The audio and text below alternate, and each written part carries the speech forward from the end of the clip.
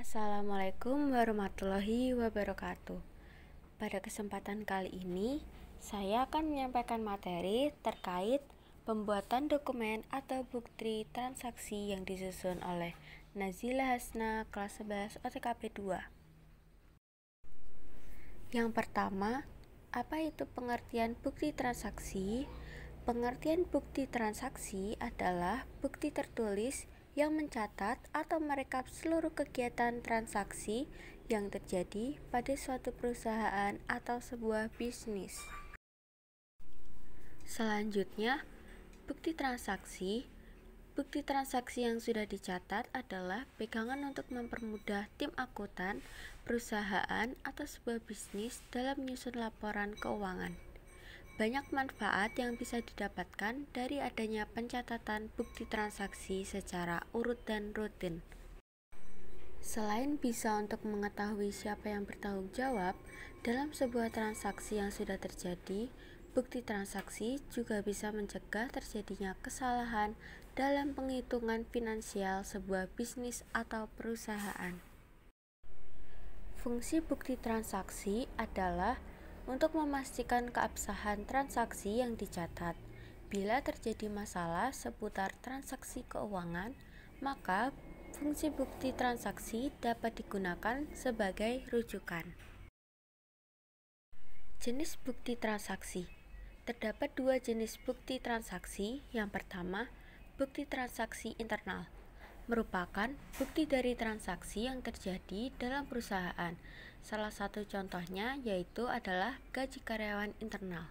Yang kedua, bukti transaksi eksternal merupakan bukti dari transaksi yang terjadi dengan melibatkan pihak-pihak di luar perusahaan.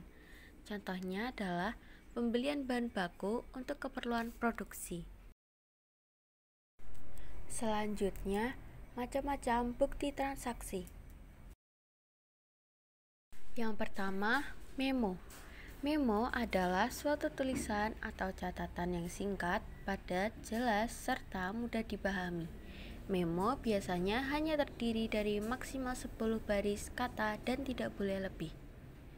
Memo termasuk dalam contoh bukti transaksi internal. Memo biasanya hanya berisi pesan-pesan sederhana yang langsung ke topik pembicaraan. Contoh dari memo misalnya adalah pesan dari atasan kepada pihak akuntan mencatat dan mempersiapkan gaji pegawai yang masih harus dibayar pada akhir periode. Yang kedua, nota kredit.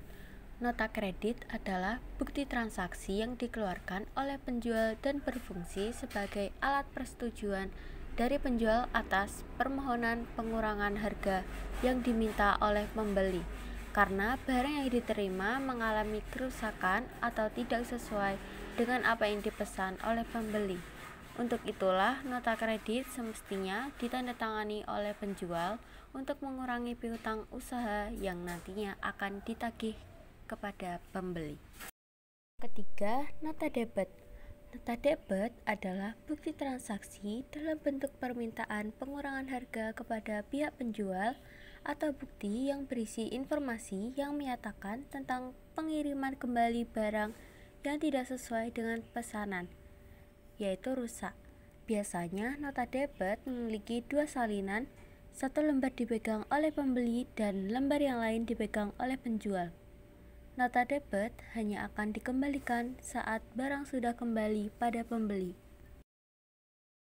Yang keempat, nota kontan. Nota kontan adalah bukti transaksi atau dokumen pembayaran yang dikeluarkan oleh penjual pada pembeli atas penjualan barang secara tunai. Nota kontan juga biasanya dibuat dengan menggunakan salinan minimal 2 rangkap. Nota asli diberikan kepada pembeli, sementara salinannya disimpan oleh penjual untuk catatan atau arsip. Yang kelima, faktur. Faktur atau invoice adalah berkas tertulis mengenai barang yang dijual, baik dalam jumlah dan harganya. Faktur biasanya dikeluarkan oleh pihak penjual kepada pihak pembeli. Faktur berfungsi sebagai bahan pertimbangan pembeli untuk meneliti barang-barang yang dibelinya. Ciri utama faktur pada umumnya adalah memuat informasi detail mengenai nama dan alamat penjual, nomor faktur, nama dan alamat pembeli, tanggal pesanan, syarat pembayaran, keterangan mengenai barang seperti jenis barang, harga satuan, kuantitas barang, dan jumlah harga. Yang keenam, kwitansi. Kwitansi adalah salah satu dari macam-macam bukti transaksi yang dibuat hanya pada saat penerimaan sejumlah uang. Kwitansi terdiri dari dua rangkap. Satu rangkap dari kwitansi akan dipegang pembeli atau pihak yang membayar, dan satunya lagi dipegang oleh penjual atau yang menerima pembayaran. Yang ketujuh, cek. Cek merupakan sebuah perintah pembayaran yang dibuat oleh pihak yang mempunyai rekening di suatu bank dengan maksud agar bank tersebut membayarkan sejumlah uang yang tertulis kepada si pembawa cek tersebut.